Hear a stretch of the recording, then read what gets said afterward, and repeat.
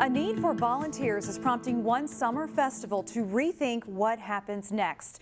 Crystal Frolics hopes to offer something new to the community next year, but first, they need help. It's gotten to the point where I need help if we want to change this. So we need volunteers to come in and be willing to actually work at the Frolics and work beforehand planning. Crystal Frolics has long been associated with softball, but organizers are planning much more for the festival when Becker Park is completed. Community members and organizers of the festival sat down Monday night for a brainstorming session. The City of Crystal plans to partner with the volunteer-led Crystal Frolics Committee. We have to figure out the scope of Crystal Frolics and what our involvement is going to be. This is going to be kind of a trial run this first year. One possible idea is having the festival in 2 locations with multiple activities at 2 sites, Becker Park and Welcome Park, where the softball tournament will be played. Crystal, Robbinsdale, and New Hope police are joining forces to have a chat with the communities they serve. This is the first time all 3 cities will hold a joint forum on policing. Officials say the reason they're having the discussion is to be more transparent with residents. They also want immigrants in diverse communities to understand that police are there to help. Our police officers and the chiefs will embed ourselves in the roundtables with our community and just have conversations so that they can see us and who we are and what we do as law enforcement, and that so we can understand what it is that they expect from us. The Community Police Forum is this Saturday from 10 until noon at the Crystal Community Center. Local drugstores are pulling the popular heartburn medication Zantac off store shelves over concerns the product may contain a chemical that causes cancer. It's big news for the roughly 500,000 Minnesotans who take the medication for acid reflux.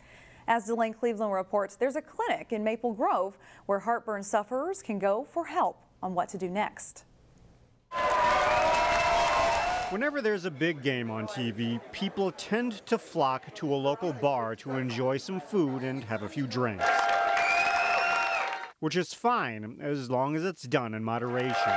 But too much of a good thing could result in acid reflux. Carbonation, sodas, beers, anything that's going to cause stomach expansion creates pressure on that valve. Dr. Courtney Kemp is director of the Twin Cities Heartburn Center in Maple Grove, which helps people diagnose and treat heartburn and acid reflux. It can be anything from a cough, acid in the throat, a burning sensation, sometimes asthma, but the true underlying cause of how they feel is usually reflux or ulcer disease, and that's what we're trying to determine. Reflux happens when harmful acid in the stomach comes up the esophagus due to a loose valve. Your valve is kind of a muscular, it keeps and holds to prevent the acid from coming back up the esophagus. It opens to allow food to pass. When you have reflux, this valve doesn't quite close. Pharmacy shelves are stocked with medication to help reduce acid production in the stomach.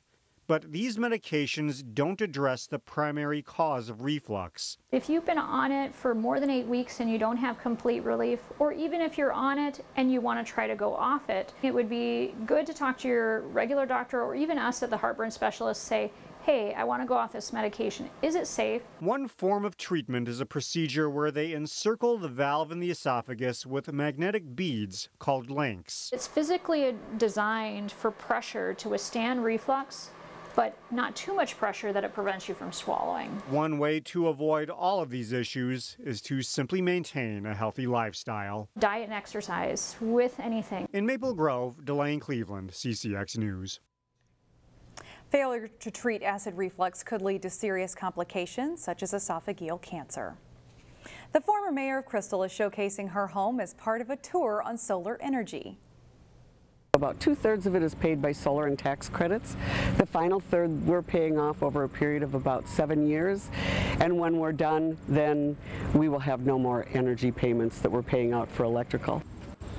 The solar tour is this Saturday. Bowman's Crystal home includes 25 solar panels installed on her roof last fall. The total cost was $27,000, but in the long run, Bowman and her husband say they will come out ahead. I am not a scientist nor an expert. I ask questions and I make it as simple as possible, and it's not beyond people's reach to treat the environment well. Bowman's backyard is also earth-friendly. There are compost boxes, native prairie grasses, and bee-friendly wildflowers. We'll have more details about the solar tour on our website, ccxmedia.org. A Brooklyn Park resident is using art to create awareness about the environment. Instead of canvas, artists used a storm drain as their backdrop. This storm drain mural is located at River Park. It's the first of its kind in Brooklyn Park. Artists say they want to raise awareness about protecting natural resources and the water quality of the Mississippi River. Brooklyn Park resident Kim Carpenter spearheaded the project.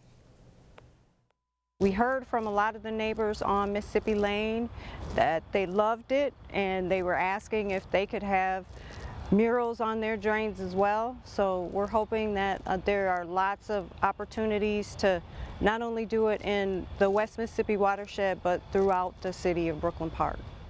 An unveiling ceremony will be held Thursday at 6 p.m. at River Park. Carpenter is hoping to get funding to paint more murals. 3 local school districts and 1 city will go to the polls to vote on November 5th. Over the past month, we've offered every candidate the opportunity to come record a 45-second candidate statement in our studios. Hear from candidates running for Golden Valley Mayor and City Council and for seats on the Hopkins, Wayzata, and Anoka-Hennepin School Board. All of that is located on our website, ccxmedia.org. When you get there, click on Local Vote.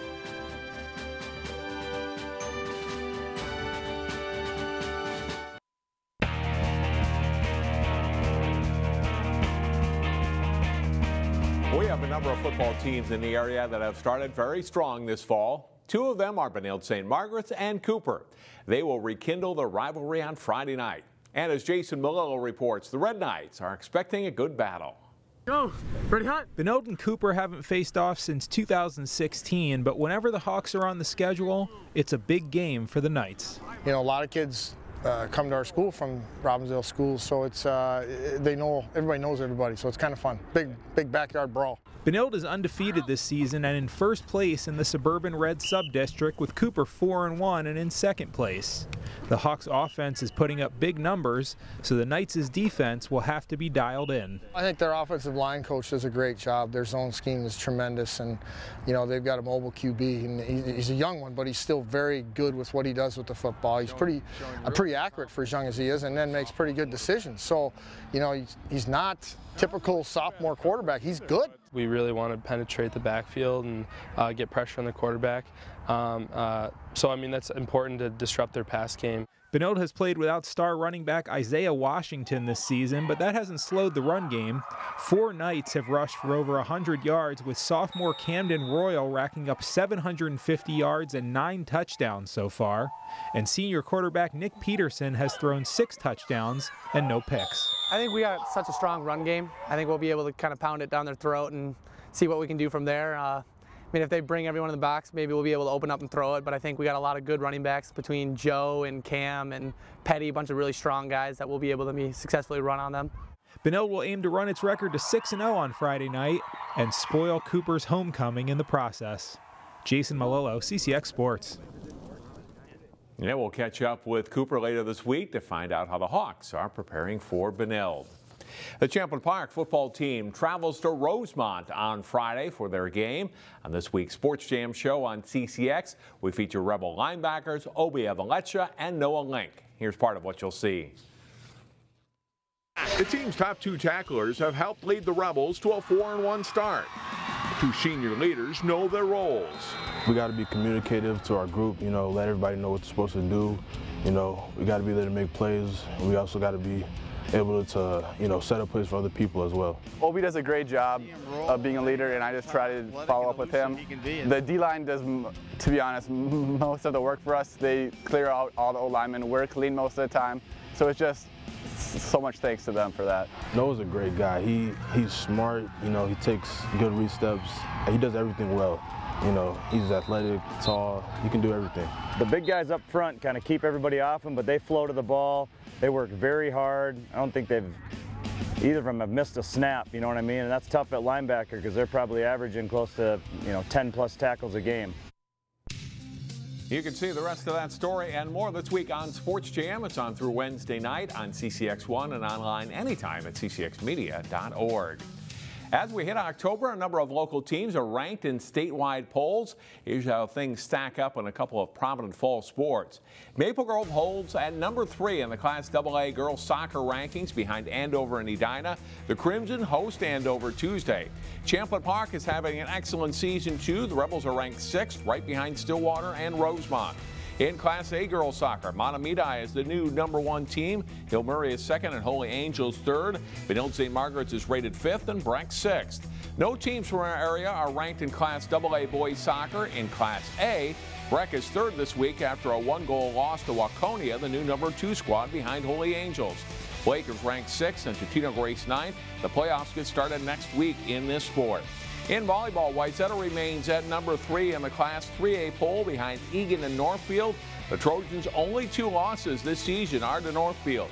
Eastridge and Lakeville North round out the top 5. Defending state champion Champlin Park is rated 9th. You can see the Rebels in action Tuesday night here at 7 o'clock on CCX when they face Osseo.